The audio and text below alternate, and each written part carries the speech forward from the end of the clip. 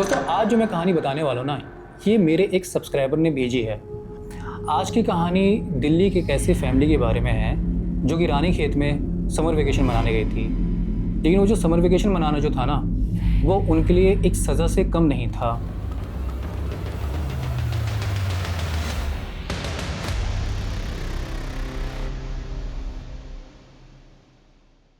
दिल्ली की family Malhotra family. उस family में हस्बैंड, वाइफ और एक छोटी बच्ची। हस्बैंड का नाम राजीव, वाइफ का नाम नैना और बेटी का नाम था परी। राजीव एक कॉरपोरेट जॉब करता था और काफ़ी बिजी रहता था, फैमिली के लिए ज़्यादा टाइम उसको मिलता नहीं था। नैना का ये ख्याल था कि परी के समर वेकेशन शुरू होने वाले हैं, तो क्यों ना हम लोग इस बारी एक किसी अच्छी जगह पे जाएं जहाँ पे सारी फैमिली साथ में एक अच्छा टाइम स्पेंड कर सकें। राजीव को ये ख्याल बहुत अच्छा आया और राजीव ने ये सोचा कि क्यों ना हम लोग इस बारी किसी हिल स्टेशन में चलें। अब हिल स्टेशन कौन सा होना चाहिए, उनके माइंड में बहुत सारे अलग अलग जगह थे। नैनीताल, रानीखेत, अल्मोड़ा, शिमला, मनाली, कुल्लू, ये सारी जगह थी। आखिर में सुई आके अटकी रानीखेत में। अब रानीखेत का होटल कौन सा अच्छा होगा, रिजॉर्ट कौन सा अच्छा होगा, तो काफ़ी सर्च करने के बाद उनको एक रिजॉर्ट काफ़ी पसंद आया और उसका नाम था सेंट मैरीज वैली रिजॉर्ट। और उसकी एक बड़ी ख़ास बात थी, एक्चुअली एक नहीं दो ख़ास बात थी। पहली ख़ास बात तो ये थी कि उसका जो आर्किटेक्चर जो था काफ़ी गॉथिक किस्म का था, यानी कि उसकी जो बिल्डिंग थी ऐसा देखने में लग रहा था जैसे कि वो ब्रिटिश के ज़माने की बनी हो। वहीं दूसरी तरफ जो उसकी दूसरी ख़ास बात थी वो ये थी कि उसका जो प्राइस था ना, बाकी रिजॉर्ट के मुकाबले काफ़ी चीप था। और राजीव को ये बात बहुत अजीब लगी कि जहाँ सीज़न चल पड़ा है अभी समर वेकेशन का, लोग जा रहे हैं, घूम रहे हैं सब जगहों पे, वहाँ पे तो रेट्स ज़्यादा होने चाहिए और यहाँ पे तो रेट्स ऐसे हैं जैसे ऑफ सीज़न में भी नहीं होते हैं। खैर, राजीव को डील काफ़ी पसंद आई और उसने फिर बाद में ये भी देखा कि उसमें रिव्यूज़ कैसे कैसे आए हुए हैं। जब उसमें कमेंट्स पढ़े तो कमेंट्स बहुत अजीब अजीब से थे। जैसे रिव्यूज़ ने वहाँ पे ये बोला हो कि यहाँ के गेस्ट हमेशा शांत रहते हैं, यहाँ का जो स्टाफ है वो कभी सोता नहीं है, यहाँ का जो स्टाफ है वो हमेशा स्माइल करता रहता है। ऐसे अजीब अजीब इनके रिव्यूज़ आए हुए थे यहाँ पे।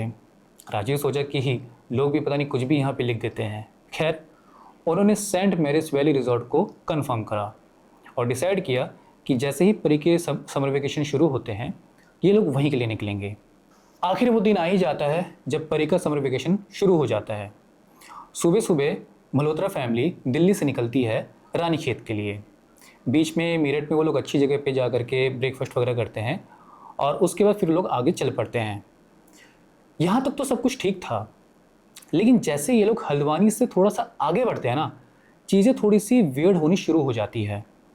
होता ये है कि राजीव की गाड़ी का जो जीपीएस था वो बार बार रीरूट कर रहा था, बार बार वो अलग अलग रास्ते दिखाया जा रहा था, जबकि वहाँ पे कोई और दूसरा रास्ता था नहीं। भाई पहाड़ों में एक रास्ते के सिवा कोई दूसरा रास्ता हो सकता है क्या? लेकिन ये बहुत ही अजीब सी चीज़ हो रही थी वहाँ पे। कभी वो रास्ता खाई की तरफ से दिखा रहा था, कभी वो रास्ता पहाड़ के ऊपर से दिखा रहा था, बहुत ही अजीब बिहेव कर रहा था। राजीव ये चीज़ देख करके बहुत ज़्यादा इरिटेट हो गया था कि आखिर उसका ये जीपीएस इस तरीके से अजीब बिहेव कर क्यों रहा है। नैना भी जो है वो चीज़ देख करके काफ़ी ज़्यादा अजीब सा फील कर रही थी।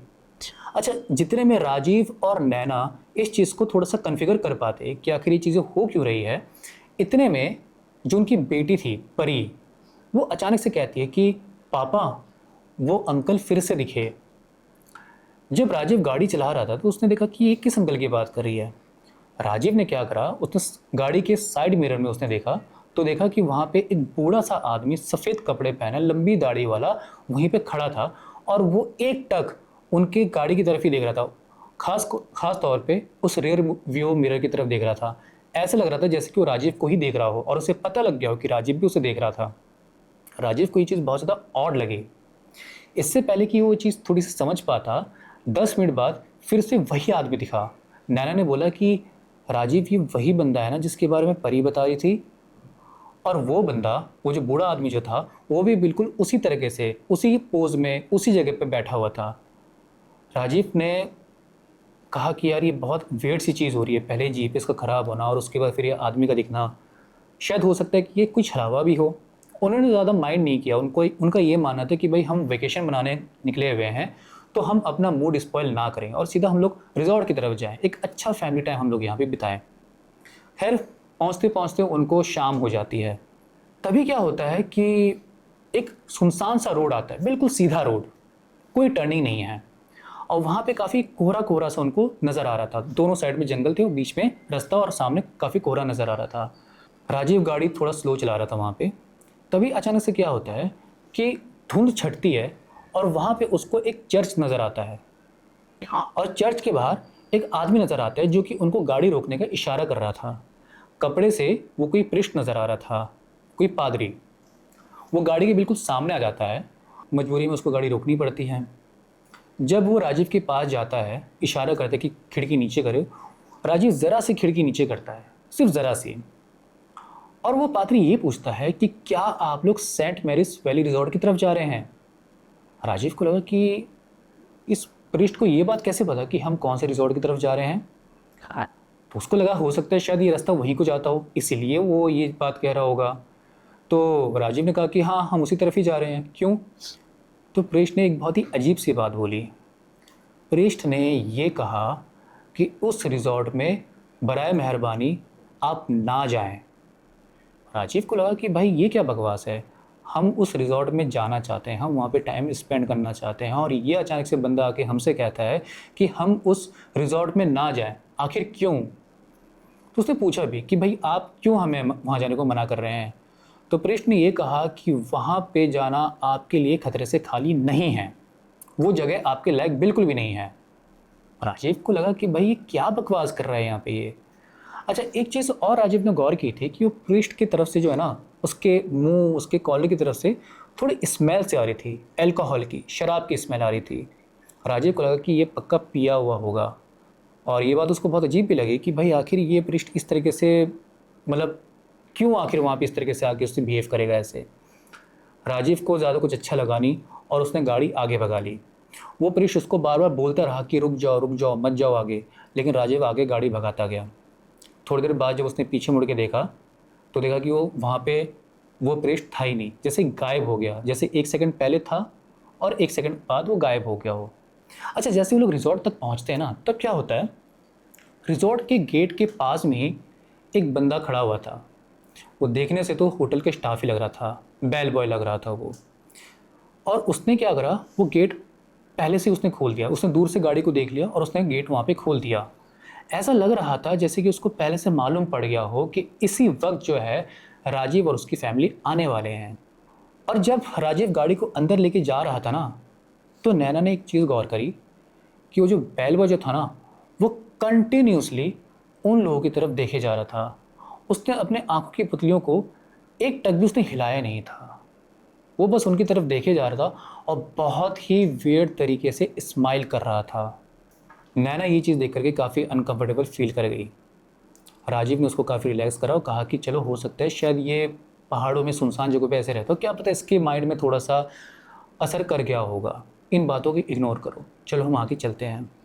बेल बॉय जैसे वहाँ पे सामने आता है राजीव के, वो कहता है गुड इवनिंग सर, आपका ही इंतज़ार हो रहा था यहाँ पे। तो राजीव कहता है कि भाई आप सामान लेकर के आए, हम जब तक अंदर जाते हैं। और वो मुस्कुरा के कहता है ओके, इस तरीके से कहता है वो। राजीव जैसे अंदर गया तो अंदर जाके उससे रिसेप्शनिस्ट मिलती है उस होटल की, और रिसेप्शनिस्ट जो थी वो उसने काले कपड़े पहने हुए थे, और उसका जो चेहरा, उसका जो पूरा बॉडी का रंग था वो काफ़ी ज़्यादा पेल, बहुत ही ज़्यादा फीका सा उसका रंग था। ऐसा लग रहा था जैसे कि उसकी बॉडी पे ज़्यादा कोई खून, ज़्यादा कोई एक चमक जो होनी चाहिए आमतौर के स्टाफ में, वो वैसी थी ही नहीं बिल्कुल भी। जैसे ही मल्होत्रा फैमिली एंटर करती है, होटल की रिसेप्शनिस्ट राजीव को उसके नाम से ग्रीट करती है।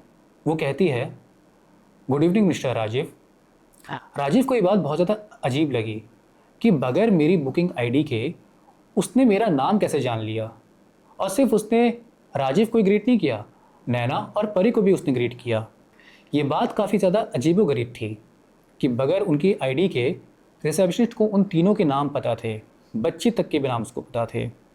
खैर, अब इसके बाद होता यह है कि वो उनको रूम नंबर 305 की चाबी दे देती है और बेल बॉय को इशारा करती है कि वो उनको वहाँ पे रास्ता दिखाए और उनको उस रूम तक पहुँचा दे।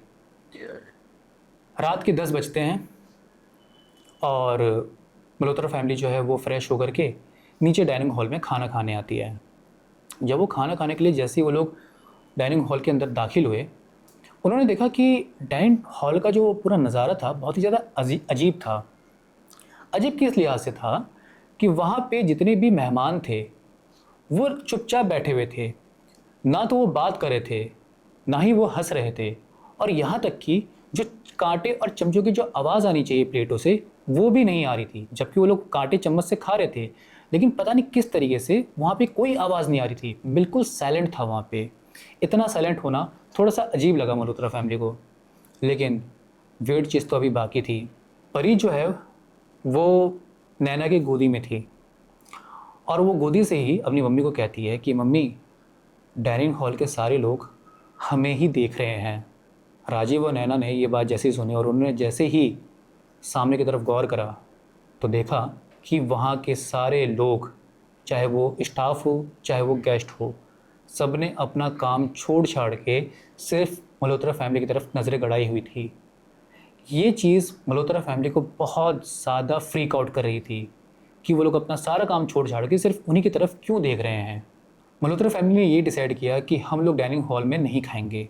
वो लोग अपने रूम में वापस चले गए और वहीं से ही उन्होंने रूम सर्विस से अपना खाना मंगा लिया। खाना मंगाने के बाद उनको खाना वाना वहाँ का काफ़ी ठीक ठाक लगा और वो लोग फिर अपना रेस्ट करे। उन्होंने सोचा कि हम कल सुबह उठेंगे और आसपास में हम लोग घूमने जाएंगे। रात के 12 बजते हैं। अचानक से दरवाजे पर दस्तक होती है। राजीव की नींद टूट जाती है और वो उठ करके चेक करने आता है कि आखिर है कौन। जैसे ही राजीव दरवाज़ा खोल रहा था, इतने में परी को वॉशरूम जाना था और परी उठ के वॉशरूम की तरफ चली गई। राजीव जैसे ही दरवाज़ा खोलता है, देखता है कि बाहर कोई भी नहीं है। उसने दाएं और बाएं दोनों तरफ उसने देखा, कोई भी नहीं था। अचानक से उसकी नज़र नीचे की तरफ पड़ी और नीचे उसने देखा कि वहाँ पे 2 फुट स्टेप्स थे जिनमें कीचड़ लगे हुए थे और वो अंदर की तरफ जा रहे थे। अंदर यानी कि मल्होत्रा फैमिली के रूम के अंदर की तरफ। और ये चीज़ राजीव को बहुत अजीब लगी। इससे पहले कि वो कुछ समझ पाता कि आखिर ये हुआ क्या, इतने में परी बहुत ज़ोर से चिल्लाती है, पापा, मम्मी। नैना की आंख खुल गई और राजीव जो है फटाफट बाथरूम की तरफ भागता है। जैसे वो लोग बाथरूम में पहुंचते हैं तो देखते हैं कि बाथरूम के मिरर में फॉग लगा हुआ था और उस पर बड़े बड़े लेटर्स में, बड़े बड़े अल्फाजों में लिखा हुआ था लीव, यानी कि यहाँ से चले जाओ। ये बात इन लोगों को बहुत ज़्यादा अजीब लग जाती है कि आखिर ये हो क्या रहा है यहाँ पे। राजीव क्या करता है कि वो फटाफट लॉबी की तरफ जाता है ताकि जाकर उनको शिकायत कर सके कि आखिर ये सब कुछ हो क्या रहा है। लेकिन वहाँ पे कोई नहीं था, ना ही वो रिसेप्शनिस्ट, ना ही वो बेल बॉय। यहाँ तक कि होटल का कोई भी स्टाफ वहाँ पे नहीं था। डाइनिंग हॉल भी खाली था, पूरा लॉबी वहाँ पे खाली था, कोई भी वहाँ पे नहीं था। अब राजीव को ये लगा कि अगर मुझे किसी से शिकायत करनी भी हो तो मैं किससे करूँ यहाँ पे। जब वो रूम में वापस आया और उसने वहाँ पे फ़ोन मिलाना चाहा तो फ़ोन भी कोई उठा नहीं रहा था। उठाएगा भी कैसे? लाइन जो डेड पड़ी थी, लाइन डेड थी पूरी की पूरी। राजीव ने डिसाइड किया कि कल सुबह उठ करके वो रिसेप्शन से सबसे पहले मिलेगा और उसको सारी बातें वहाँ पे बताएगा और ये भी कहेगा कि आखिर आप लोग रात के टाइम पे अवेलेबल क्यों नहीं रहते हैं। खैर, वो लोग वापस सोने चले जाते हैं। रात के 2 बजते हैं। परी जो है वो नैना को उठाती है, मम्मी उठो, मम्मी प्लीज़ उठो। नैना आंखें बंद करके उससे पूछती है कि बेटा क्या हुआ, क्यों मुझे जगा रही हो। परी बोलती है कि मम्मी, वो रूम के कोने में ना कोई एक लड़की खड़ी है वहाँ पे। जैसे ही नैना ने ये बात सुनी ना, नैना की आंख एकदम से खुल गई और वो उसकी हिम्मत नहीं हो रही थी क्योंकि 2 घंटे पहले जो चीज़ें हुई और उससे पहले जो शाम को सारी चीज़ें हुई, एक के बाद एक वियर्ड चीज़ के बाद नैना के अंदर की हिम्मत जवाब दे गई थी। उसने राजीव को जगाया और कहा कि परी का कुछ ऐसा ऐसा कहना है कि रूम के कोने में एक लड़की वहाँ पे खड़ी है। राजीव ऑलरेडी बहुत ज़्यादा फ्रस्ट्रेटेड था होटल के स्टाफ से, शाम से जो इंसिडेंट्स हो रहे हैं उसके बाद से। उसने लैम्प जलाया और चेक करा कि कौन है वहाँ पे। वहाँ पे कोई भी नहीं था। राजीव को इतना गुस्सा आया कि उसने परी पर चिल्ला दिया। उसने कहा कि परी, तुम्हारे दिमाग ख़राब हो गया है, तुम इस तरह से क्यों पेरेंट्स को परेशान कर रही हो? हम यहाँ पे छुट्टी मनाने आए हैं और तुम हमें यहाँ पे परेशान करे जा रही हो। परी ने सिर्फ इतना बोला कि पापा मैं झूठ नहीं बोल रही, मैंने सच में वहाँ पे किसी को देखा था और वो लड़की ये कह रही थी कि इस वक्त नीचे मत जाना। राजीव और नैना का ये सोचना था कि शायद उसने सपना देखा हो। जो भी सारे इंसिडेंट्स हुए हैं उसके बाद हो सकता है कि छोटी सी बच्ची के दिमाग में वो बातें घर कर गई हों और इस वजह से शायद उसने कोई बुरा सपना देखा हो। लेकिन परी का ये कहना था कि उसने कोई सपना नहीं देखा था। ये बात आई गई करते हुए तीनों के तीनों वापस सोने चले जाते हैं। सुबह होता है और सुबह फ्रेश होने के बाद राजीव सबसे पहले होटल के रिसेप्शन में जाता है। वहाँ पे खुशकिस्मती से वो रिसेप्शनिस्ट वहाँ पे मौजूद थी। राजीव जाके उससे पूछता है कि भाई आप लोग रात के वक्त थे कहाँ पे? अगर किसी गेस्ट को कोई इमरजेंसी हो, कोई भी बात हो तो करे किससे वो आखिर? रिसेप्शनिस्ट बहुत ही स्माइल, वही वियर्ड वाली स्माइल से वो पूछती है कि सर क्या बात है? राजीव कहता है कि कल रात को किसी ने बहुत ही भद्दा मजाक हमारे साथ किया था। रात को किसी ने आके हमारे रूम का दरवाज़ा ठोका और वहाँ पे कोई भी नहीं था, सिर्फ कीचड़ लगे हुए वहाँ पे फुट स्टेप्स थे जो कि रूम के अंदर की तरफ जा रहे थे। और ऐसा कैसे पॉसिबल था? दूसरा, हमारे वॉशरूम में बड़े बड़े अक्षर पर किसी ने लीव लिखा हुआ था। आखिर ऐसा पॉसिबल कैसे है? होटल के कैमरा में आप जरा चेक करके बताएं। रिसेप्शनिस्ट बहुत ही वियर्ड तरीके से बोलती है, सर होटल के कैमरे ने सालों पहले काम करना बंद कर दिया था। राजीव को ये बात बहुत ज़्यादा अजीब लगी कि इतना बड़ा रिजॉर्ट और यहाँ पे कोई भी कैमरा वर्किंग ऑर्डर में नहीं है, ऐसा कैसे हो सकता है? खैर, वो अपना मूड स्पॉइल नहीं करना चाहता था और वो बाहर गार्डन में चला गया। गार्डन में परी और नैना आपस में वहाँ पे घूम रहे थे। घूमते घूमते परी जो है वो एक तरफ में घास में देखती है कि वहाँ पे कोई निशान बना हुआ है। तो अचानक से कहती है कि मम्मी ज़रा यहाँ देखना, यहाँ पे ना निशान है। नैना सोचती है कि गार्डन में घासों के बीच में यहाँ पे निशान कहाँ से बन के आएगा। नैना जब वहाँ पे थोड़ा सा घास को साइड करती है तो देखते हैं कि वहाँ पे क्रॉस का निशान था। और ये बहुत अजीब सी बात है कि क्रॉस का निशान यहाँ घासों के नीचे क्या कर रहा है। जब उसने घासों को थोड़ा सा और साइड किया तो उसने देखा कि वहाँ पे क्रॉस के 2-3 निशान और थे। ये बात उसे बहुत ज़्यादा वेड लगी। जब उसने उन घासों को थोड़ा सा और साइड करना चाहा तब उसने वहाँ पे देखा कि वहाँ पे कुछ नाम लिखे आ रहे थे। पहला नाम उसने देखा एलिजाबेथ मैरी 1904। उसको ये बहुत अजीब सी बात लगी कि यहाँ पे एलिजाबेथ मैरी 1904 क्यों लिखा हुआ और यहाँ पे ऊपर क्रॉस क्यों है। उसने थोड़ा सा और साइड में देखा तो देखा वहाँ पे लिखा हुआ था जॉनी वॉकर 1925।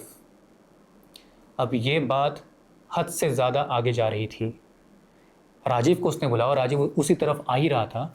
राजीव को उसने बताई कि देखो यार, यहाँ पे ये क्रॉस लगे हुए हैं, यहाँ पे ये सारे नाम लिखे हुए हैं, यहाँ पे ईयर लिखे हुए हैं, ये सब हो क्या रहा है यहाँ पे? राजीव ने जब उन सब चीज़ों को बहुत ही गौर से देखा तो उसको लगा कि ये कोई कब्र सी लग रही है यहाँ पे।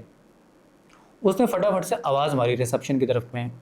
तो वहाँ से वो जो बेल बॉय था ना कल रात वाला, वो भागते हुए मल्होत्रा फैमिली के पास आया और भाग भी बहुत अजीब तरीके से रहा था और स्माइल करते करते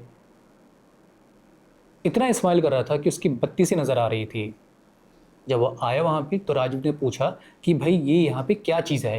ये यहाँ पे नाम, साल, क्रॉस के मार्क्स, ये सब क्या है इधर? ये बेल बॉय ने इतना बोला, सर ये जस्ट एक शो पीस है, यहाँ पे इस पर ध्यान ना दीजिए आप, ये हमारे ऑनर ने पहले से इसको बनाया हुआ था। राजीव को ये चीज़ बहुत ज़्यादा अजीब लग रही थी कि आखिर ये चीज़ें हो क्या रही हैं यहाँ पे। खैर, उसने पूछा कि यहाँ पे आसपास कहीं पे कोई गांव है जहाँ पे वो जा करके कुछ ख़रीदारी कर सके। तो बेल बॉय ने बोला कि हाँ, यहाँ पास में 2 किलोमीटर की दूरी पर एक गांव पड़ता है, अब वहाँ पे जाके कुछ भी लेना चाहे तो आप ले सकते हैं, लोकल शॉपिंग आप करना चाहे तो कर सकते हैं। राजीव ने क्या करा, नैना और परी इन दोनों से कहा कि तुम दोनों होटल में रहो, मैं ज़रा बाहर जाके एक बारी हो आता हूँ। नैना चाहती तो नहीं थी कि वो होटल के रूम में रुके, लेकिन उसको राजीव की बात माननी पड़ जाती है और वो परी को लेकर के अपने रूम में चली जाती है। वहीं दूसरी तरफ राजीव जो है वो निकल पड़ता है गांव की तरफ में। जैसे वो गांव के पास वहाँ पहुँचता है, हाँ। वहाँ पे देखता है कि वहाँ पे एक टी स्टॉल वहाँ पे है। जाता है, सोचता है कि चलो इस ठंडी मौसम में ज़रा जाके चाय पी कर आया जाए। जब वो चाय पी रहा था तो उसको दूर से ही वो होटल नज़र आ रहा था। वो होटल जो था ना, सेंट मैरिज वैली रिजॉर्ट, वो होटल धुंध से बिल्कुल घिरा हुआ था। आखिर ये अजीब सी बात यहाँ पे क्यों हो रखी है? क्या ये पहाड़ कुछ इसी तरीके से बिहेव करते हैं? खैर, उसकी मुस्कुराहट को नोटिस करते हुए वो चाय वाला उससे पूछता है कि सर आप आए कहाँ से हैं? तो राजीव जवाब देता है कि हम लोग दिल्ली से आए हैं। चाय वाला पूछता है कि आप यहाँ पे रुके कहाँ पर हैं? तो कहा कि मैं तो यहाँ सेंट मैरिज वैली रिजॉर्ट में रुका हूँ। चाय वाला जैसे कि उसके हाथ पांव रुक गए। वो चाय छान रहा था, उसका हाथ वहीं का वहीं रुक गया था। ऐसा हो गया जैसे कि किसी ने उसको स्टैचू बोल दिया हो और वो स्टैचू हो गया हो। चाय वाले ने पूछा कि सर आपने क्या बोले, दोबारा से बोलेंगे आप? तो राजीव ने बोला कि सेंट मैरिज वैली रिजॉर्ट में। क्यों? तो चाय वाले ने कहा कि सर आप जिस रिजॉर्ट की बात कर रहे हैं ना, वो रिजॉर्ट 14 साल पहले ही जल के बर्बाद हो चुका है। तो राजीव बोलते क्या बकवास है यार, मैं और मेरी फैमिली उसी रिजॉर्ट पे रुके हुए हैं और वहाँ पे सिर्फ मैं ही नहीं बल्कि और भी गेस्ट वहाँ पे रुके हुए हैं। वहाँ पे होटल का स्टाफ है और आप कहते हैं कि वो होटल जल चुका है, वो तो होटल तबाह हो चुका है। उस चाय वाले का कहना था कि जी हाँ, हुआ ये था कि 14 साल पहले एक कंपनी ने ये डिसाइड किया था कि उस जगह पे जहाँ पे राजीव का रिजॉर्ट था वहाँ पे एक रिजॉर्ट बनाया जाए। बट एक प्रॉब्लम थी, वो रिजॉर्ट जहाँ पे बनाने की बात हो रही थी वो असल में एक क्रिश्चियन कब्रिस्तान था। गांव वालों ने लाख समझाया कि आप उस कब्रिस्तान के ऊपर रिजॉर्ट ना बनाएं क्योंकि इससे वहाँ की जो सोल्स हैं उनको बुरा फील होगा। और ये कब्रिस्तान जो था ये अंग्रेज़ों के ज़माने का था, इसलिए इसमें बहुत सारे ऐसे ऐसे भी कब्र थे जो कि लगभग 100-150 साल पुराने थे। और गांव वालों के बीच में ये रेस्पेक्ट थी कि भाई उन कब्रों को ज़रा भी डिस्टर्ब ना करा जाए। लेकिन लालच में चोर, वो कंस्ट्रक्शन का मालिक, वो इन सब बातों को बिल्कुल ही नज़रअंदाज कर देता है और वहाँ पे वो बुलडोज़र चलवा देता है और बहुत सारी ग्रेव्स वहाँ पे बर्बाद हो जाती है। वहाँ पे फिर बाद में रिजॉर्ट बनाने का काम चालू हो जाता है। लेकिन जब ये सारी चीज़ें हो रही थी ना, बहुत सारे वियर्ड इंसिडेंट भी हो रहे थे। जैसे कि जब उस कब्र को वहाँ पे तोड़ा जा रहा था तो अचानक से बुलडोज़र जो है वो हैंड ब्रेक लगने के बावजूद जो है वो आगे को मूव कर रही थी और वो वहाँ को मूव कर रही थी जहाँ पे बहुत सारे लेबर्स पहले से ही वहाँ पे मौजूद थे। कुछ लेबर्स वहाँ पे घायल भी हुए, लेकिन कुछ अजीब-अजीब चीज़ें वहाँ पे हो रही थी। उसके बाद जब वहाँ पे बिल्डिंग बनाना वहाँ पे शुरू हुआ था, तो वहाँ पे ये देखा गया कि बहुत सारे कंस्ट्रक्शन वर्कर्स या तो गुम हो रहे थे, गायब हो रहे थे, या तो उनमें से बहुत सारे लोग ऐसे थे जो कि बहुत ही ऊँचाई से कूद के मर रहे थे। उन्हें जैसे कि फ़ोर्स नहीं करा गया, जैसे कि वो अपनी मर्ज़ी से वहाँ पे कूद रहे थे। ये चीज़ बहुत ज़्यादा अजीब हो गई थी। उस कंस्ट्रक्शन ओनर ने जितना हो सके इन बातों को दबाने की कोशिश की। किसी तरीके से 6 महीने साल भर के अंदर अंदर जो है वो रिजॉर्ट बन के तैयार हो जाता है। जब वो रिजॉर्ट बन के तैयार हुआ और जब उसका इनॉग्रेशन का टाइम आया, तब वहाँ पे उस कंस्ट्रक्शन ओनर का मालिक, नए नए गेस्ट, होटल का नया रिक्रूटेड स्टाफ, ये सब वहाँ पे मौजूद थे। लेकिन तभी एक बहुत ही अजीब सी चीज़ होती है। हुआ ये था कि उस इनॉग्रेशन वाली रात को वो होटल पूरा का पूरा जल जाता है। जलने की वजह आज तक किसी को मालूम नहीं है कि वो जला कैसे। वहाँ पे जो लोग मौजूद थे, होटल के ओनर से लेकर के चौकीदार तक, कोई भी नहीं बचा। No survivors at all. अब इसके बाद से वो होटल पूरी तरह से जल चुका था। ये बात सुनते ही राजीव के मानो जैसे पाँव तले ज़मीन खिसक चुकी थी। उसको ये ध्यान आया कि मैंने अपनी वाइफ और अपनी बच्ची को, वो सो कॉल्ड होटल जो है, मैं वहाँ पर उनको छोड़ के आ चुका हूँ। मुझे वापस जाना होगा और उनको बचाना होगा। उनको वहाँ से आज रात किसी भी तरीके से लेकर के आना होगा। वो अपनी चाय वहीं छोड़ता है और वहाँ से भाग जाता है। वो चाय वाला बोलता भी है कि अरे बॉस सुनो, रुको तो सही। लेकिन राजीव नहीं रुकता। भागते हुए किसी भी तरीके से वो होटल पहुँच जाता है तो देखता है कि नैना गार्डन में पहले से मौजूद थी और वो वहाँ पे पागलों की तरह चिल्ला रही थी। जब राजीव को उसने देखा तो राजीव को बोलती है कि राजीव, परी परी गायब हो गई है, परी मिल नहीं रही है। राजीव के हाथ पांव फूल जाते हैं ये सुन के कि उसकी नन्ही सी जान, उसकी अपनी बेटी परी, वो गायब हो गई। उसने नैना को डांटा भी कि मैंने तुम्हें उसके साथ रहने को कहा था, फिर भी वो कैसे गायब हो गई। नैना का जवाब ये होता है कि मेरी बेटी को बहुत ज़्यादा भूख लग रही थी, इस वजह से मैं उसको नीचे लॉबी में लेकर के आ गई, क्योंकि हमारे रूम का जो टेलीफोन है ना वो काम नहीं कर रहा था। जैसे ही नैना डाइनिंग हॉल में जाती है और अचानक से जब वो पीछे मुड़ के देखती है तो देखती है कि परी गायब हो चुकी है, और तब से वो उसको ढूंढने में लगी हुई थी। राजीव जो है वो कहते हैं कि चलो फटाफट से हमें उसको ढूंढना होगा और यहाँ से हमें निकलना होगा जितनी जल्दी हो सके। नैना ज़्यादा सवाल करती नहीं, और शायद उसको सवाल करना बनता भी नहीं था, क्योंकि जितनी सारी वियर्ड चीज़ें हो चुकी थी उसके बाद से मुझे लगता नहीं है कि नैना का यहाँ पे सवाल करना बनता भी था। राजीव और नैना फटाफट से परी को ढूंढने में लग जाते हैं। बहुत चिल्लाते हैं वो लोग, परी परी कहाँ हो तुम, कहाँ हो तुम।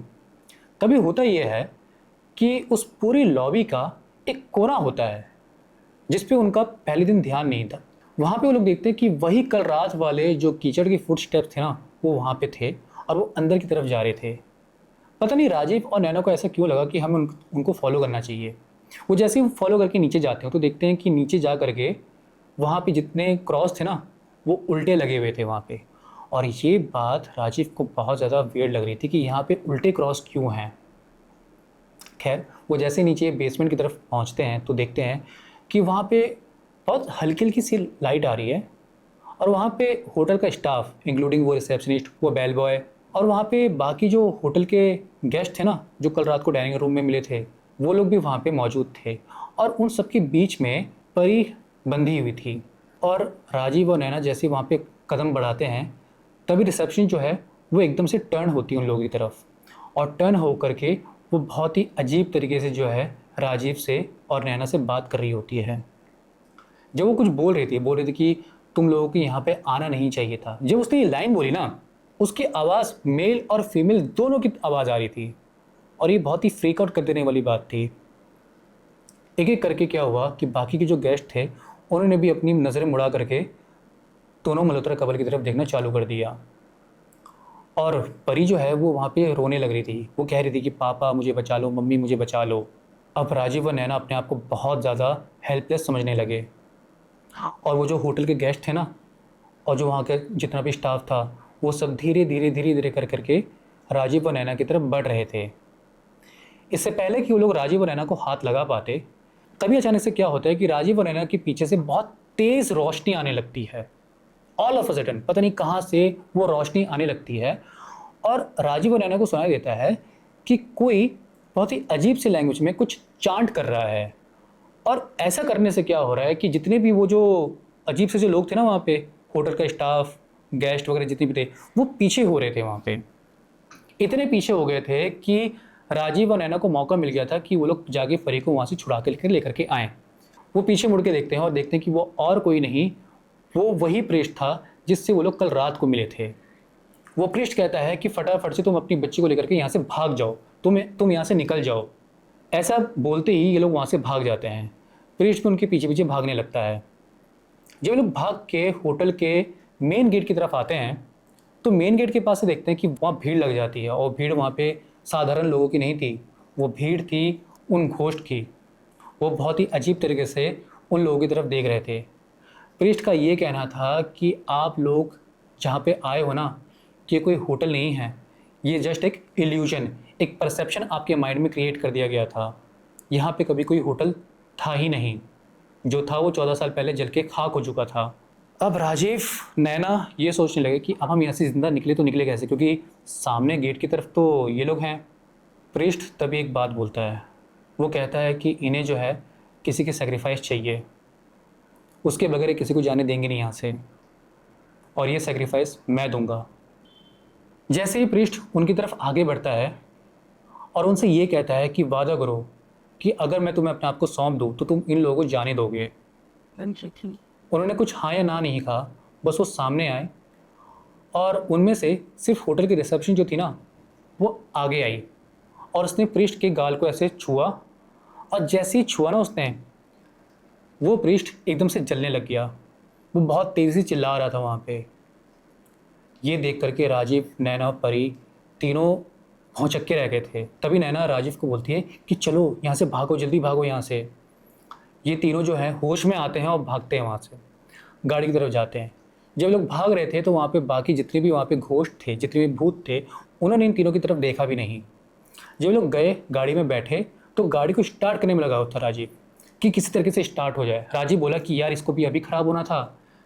तभी वो देखता है कि जो घोस्ट जो थे ना, अब वो धीरे धीरे धीरे धीरे धीरे धीरे जो है वो राजीव की गाड़ी की तरफ देख रहे हैं और वो उनके करीब आ रहे हैं, करीब आ रहे हैं, करीब आ रहे हैं। जैसे ही प्रिस्ट का चिल्लाना बंद होता है तभी गाड़ी स्टार्ट हो जाती है। शायद हो सकता है कि उन भूतों को किसी के सेक्रीफाइस मिल गई थी, इसीलिए उन्होंने राजीव और उसकी फैमिली को जाने दिया। गाड़ी चला करके राजीव और उसकी फैमिली नैनीताल पहुंचते हैं। वहां पहुंच के वो पुलिस को सारी बात बताते हैं। पुलिस वाले कहते हैं कि आप जिस होटल की बात करें वो होटल पहले जल चुका है वहाँ पे, और अभी वहाँ पे कुछ भी नहीं है। तब भी राजीव की इज्जत करने पर 2 ऑफिसर राजीव के साथ उसी तरफ आते हैं। जब लोग आते हैं तो देखते हैं कि वहाँ पे कुछ भी नहीं है, पूरी जगह खाली। ना वहाँ पे कोई होटल था, ना वहाँ पे कोई बिल्डिंग थी, और ना ही वहाँ पे कोई कब्रें थी, और ना ही वहाँ पे उस प्रेस्ट की लाश थी। उन पुलिस वालों ने राजीव को ये समझाया कि सर, हम जानते हैं कि आपके साथ हुआ क्या है, बस चक्कर ये है कि हमारे देश का कानून जो है ना, वो इन सारी बातों को मानने से इनकार करता है, वो इन सारी बातों को मानता ही नहीं है। वरना हम पहाड़ के लोग, हम अच्छी तरीके से जानते हैं कि आपके साथ हुआ क्या है। इसलिए बेहतरी इसी में ही है कि आप अभी यहाँ से घर चले जाएं और कुछ ना करें आप। राजीव उनकी बात मान करके वापस दिल्ली आ जाते हैं अपनी फैमिली को लेकर के।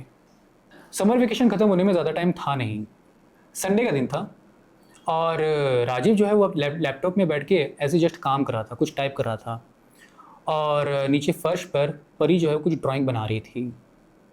राजीव का काम ख़त्म हुआ और वो ज़रा देखने गया कि आखिर उसकी रानी बेटी बना क्या रही है। वो देखता है कि परी जो है वो बिल्डिंग ड्रॉ कर रही है, और उसने वहाँ पे 3 लोगों को ड्रॉ किया हुआ है अलग से। और तो राजीव पूछता है कि बेटा, ये आपने किसको ड्रॉ किया हुआ है, आपने क्या ड्रॉ किया हुआ है, मुझे तो समझ में नहीं आ रहा है। ऐसा लग रहा है कोई बर्बाद सी कोई बिल्डिंग है और यहाँ पे 3 लोग हैं, किसी ने यूनिफॉर्म पहनी हुई है, कुछ पहना हुआ है यहाँ पे अजीब से कपड़े, आखिर ये क्या है ये। तो परी जो बात बोलती है उसे सुन करके राजीव जो है वो कानों पे यकीन नहीं कर पाता है। परी ने ये कहा कि पापा, ये वही होटल है जहाँ पे हम लोग गए हुए थे, मुझे ये होटल सपने में कई बार दिखता है। राजीव ने डरते डरते आगे पूछा कि बेटा, ये 3 लोग यहाँ पे कौन हैं जिनको आपने बनाया है। परी बोलती है कि पापा, एक तो है वो रिसेप्शनिस्ट, दूसरा वो प्रिस्ट है, और तीसरी एक आंटी है जो रोज़ रात को सपने में आकर के मुझसे ये बोलती है कि बेटा, हम फिर मिलेंगे। तो दोस्तों, उम्मीद करता हूँ कि आपको ये कहानी बहुत अच्छी लगी होगी। अच्छी लगी है तो हमारे चैनल को सब्सक्राइब करें, वीडियो को लाइक करें, और इस वीडियो को जितना हो सके शेयर करें। और कमेंट्स में आप ज़रूर बताएं कि अगर आपको मौका मिले, क्या आप इस तरह के रिजॉर्ट में जाना चाहेंगे। हमारे इंस्टाग्राम और फेसबुक को ढेर सारा प्यार दें, क्योंकि यहाँ पे हम लोग कोई ऐसी वैसी कहानी नहीं सुनाते हैं, हम इस तरह की कहानी सुनाते हैं जो कि आपके रोंगटे खड़े कर देती है।